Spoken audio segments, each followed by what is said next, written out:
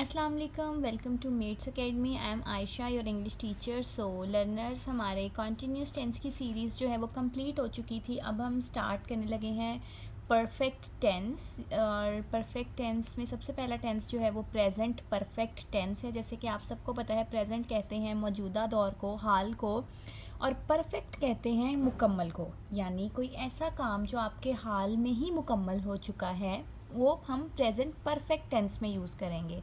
जैसे हम नॉर्मली अगर कोई बात करें तो हम कहते हैं वो खाना खा चुका है, ठीक है, या उसने खाना खा लिया है, ये भी इसमें आ सकते हैं।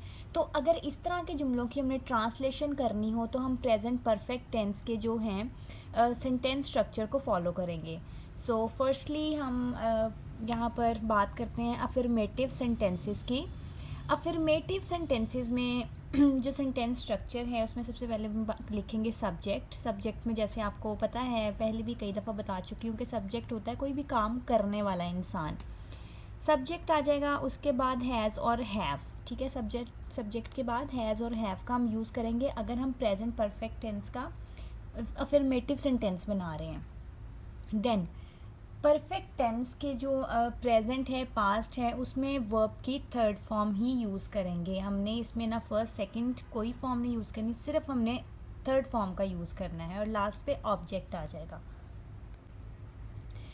अब हम हैज़ और हैव का यूज़ देख लेते हैं। हैज़ जो है वो ही, शी, इट और सिंगुलर या एक नेम के साथ यूज़ होगा, जबकि हैव जो है वो आई, वी, यू, दे और प्लूरल के साथ यूज़ होगा, ठीक है। और इसकी एग्जांपल्स देख लेते हैं। ही है, ही के साथ हमने हेल्पिंग वर्ब जो है वो क्या यूज़ करना है, हैज़, ठीक है, ही हैज़। और वर्ब की थर्ड फॉर्म यूज़ कर रहे हैं हम, तो ईट की जगह इटन राइट करेंगे। और ऑब्जेक्ट यहाँ पे हमारे पास है food, he has eaten food. Next example देख लेते हैं। दे है, दे हमने यहाँ पे हैव की कैटेगरी में लिखा था, तो दे हैव गॉन, गो की थर्ड फॉर्म है गॉन टू स्कूल, वो स्कूल जा चुका है, ठीक है। She has taken T, she singular है तो हम हैज़ का यूज़ करेंगे और वर्ब की third form taken T, T पीने के लिए टेकन वर्ड यूज़ होगा, ड्रिंक नहीं होगा, ठीक है। और ये उसके बाद आ जाते हैं हमारे पास नेगेटिव सेंटेंसेस।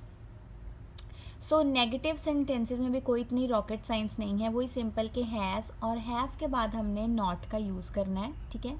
सब्जेक्ट आ जाएगा सबसे पहले, फिर हैज़, हैव, नॉट, वर्ब की फॉर्म वही रहेगी थर्ड, और उसके बाद लास्ट पे ऑब्जेक्ट। एग्जाम्पल्स इसकी हम देख लेते हैं।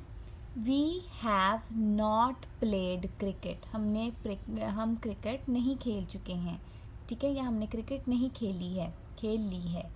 अच्छा जी, उसके बाद है ही हैज़ नॉट इटन मील, वही रूल्स हैं सिंपल, आपने थर्ड फॉर्म यूज़ करनी है, प्लूरल है तो हैव का यूज़, सिंगुलर है तो हैज़ का यूज़, और अब नेगेटिव बना रहे हैं तो हमने नॉट का यूज़ करना है। ही हैज़ नॉट इटन मील, उसने खाना नहीं खा चुका है, वो खाना नहीं खा चुका है। नेक्स्ट है Aamna has not gone for a walk. आप क्या किया करें, टेंस सीखने का बड़ा एक इजी वे है कि अपने टेंस को स्ट्रक्चर के साथ मैच करते जाया करें। जैसे सब्जेक्ट है, आमना सब्जेक्ट है, आमना सिंगुलर है तो हैज़ नॉट हम पुट करेंगे, वर्ब की थर्ड फॉर्म क्या आ जाएगी, गॉन, और ऑब्जेक्ट में ये नेक्स्ट पार्ट आ जाएगा। नेक्स्ट है चिल्ड्रन हैव नॉट चिल्ड्रन, जैसे आपको पता है बच्चे प्लूरल है, हैव नॉट ड्रंक मिल्क, बच्चों ने दूध नहीं पी चुके हैं, ठीक है, ये इसकी ट्रांसलेशन हो जाएगी। चलते हैं अब अपने नेक्स्ट पार्ट की तरफ। लास्ट में हमारे पास आ जाते हैं इंट्रोगेटिव सेंटेंसेस। उसमें भी सिंपल हमने हैज़ और हैव को स्टार्ट में राइट करना है, और उसके बाद सब्जेक्ट, फिर वर्ब की थर्ड फॉर्म और ऑब्जेक्ट, और क्वेश्चन मार्क लास्ट में पुट करना है, क्योंकि इंट्रोगेटिव जो है सवालिया जुमला को कहते हैं, सवाल जिसमें हो, और जब भी हम क्वेश्चन राइट करें तो एंड पे क्वेश्चन मार्क लास्ट में पुट करते हैं। एग्जाम्पल्स देख लेते हैं इसकी। Have they written the work, क्या वो काम लिख चुके हैं। Has she bought dresses for Eid, क्या वो ईद के लिए कपड़े ख़रीद चुकी है। Have you gone to Lahore, क्या आप लाहौर जा चुके हैं। आपने ये देखा होगा जब मैं ट्रांसलेशन कर रही हूँ तो प्रेजेंट की ट्रांसलेशन कर रही हूँ, जो चुके हैं, चुकी है, ठीक है। सो मूव करते हैं अपने नेक्स्ट टेंस की तरफ, परफेक्ट के। पास्ट परफेक्ट टेंस, ये सबसे ज़्यादा इजी टेंस है मुझे जो लगता है, क्योंकि इसमें एक ही हेल्पिंग वर्ब यूज़ होगा जो हैड है, he she it I we they you singular plural कोई भी कॉन्सेप्ट आ जाए हमने हैड का ही यूज़ करना है। और वर्ब की थर्ड फॉर्म बड़ा सिंपल सा इसका अफर्मेटिव सेंटेंसेस का स्ट्रक्चर है। सब्जेक्ट है, सब्जेक्ट के बाद हैड के बाद वर्ब की थर्ड फॉर्म और एंड पे ऑब्जेक्ट। ये है इसका सिंपल सा सेंटेंस स्ट्रक्चर। एग्जाम्पल इसकी देख लेते हैं। He had written a letter. अच्छा, पास्ट जैसे आपको पता है माजी गुजरे हुए वक्त की बात की गई है, तो कोई ऐसा काम जो माजी में मुकम्मल हो चुका था उसको हम इंग्लिश उस ट्रांसलेशन बनाने के लिए पास्ट परफेक्ट टेंस के हम सेंटेंस स्ट्रक्चर को यूज़ करेंगे। वो ख़त लिख चुका था, he had written a letter. They had taken meal, वो खाना खा चुके थे। You had gone to school, वो तुम स्कूल जा चुके थे। ठीक है, ये हम वैसे भी यूज़ कर सकते हैं अगर आप अपनी लैंग्वेज में डेली सेंटेंस ये यूज़ करें। फिर आ जाता है नेगेटिव सेंटेंस। नेगेटिव जैसे आपको पता है नहीं वाले जुमले होते हैं। N for negative, N for no, मैं पहले भी कई दफ़ा बता चुकी हूँ। इसमें हम क्या करेंगे, सब्जेक्ट के बाद सिंपल हैड और हैड के बाद हमने नॉट राइट करना है और वर्ब की थर्ड फॉर्म और लास्ट में ऑब्जेक्ट। तो इसकी एग्जांपल्स यहाँ पे मैंने राइट की हैं। He had not written a letter, they had not taken meal. तुम ख़त नहीं लिख चुके थे, वो खाना नहीं खा चुके थे। ये हैं इसकी एग्जांपल्स। और इसके बाद हम चलते हैं इसके इंट्रोगेटिव की तरफ। Well, the interrogative of the sentences are very easy. Firstly had जो है, जैसे हमने पहले हैज़ और हैव स्टार्ट में राइट किया था, इधर हम हैड जो है वो स्टार्ट में राइट करेंगे। फिर सब्जेक्ट आ जाएगा, वो आपकी third form, object and question mark. ये है इसका छोटा सा sentence structure past perfect tense के इंट्रोगेटिव का।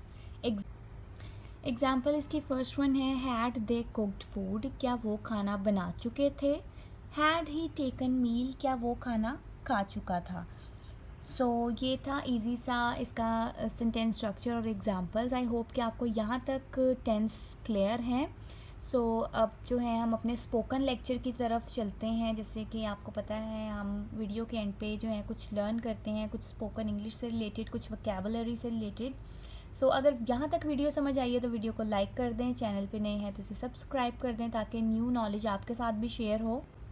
सो स्पोकन इंग्लिश में लास्ट टाइम भी हमने जो वर्ड्स किए थे वो वोकैबुलरी के थे कि अगर हमने वेरी का यूज़ नहीं करना तो उनके ऑल्टरनेटिव कौन से ऐसे वर्ड्स हैं जिनको हम यूज़ कर सकते हैं। फॉर एग्जांपल वेरी काइंड, कोई पर्सन बहुत मेहरबान है तो उसको हमने ही इज़ वेरी काइंड कहने की बजाय हम उसको कह सकते हैं he is very compassionate, he is very empathetic, he is sympathetic. ठीक है, ये 3 वर्ड्स हम यूज़ कर सकते हैं।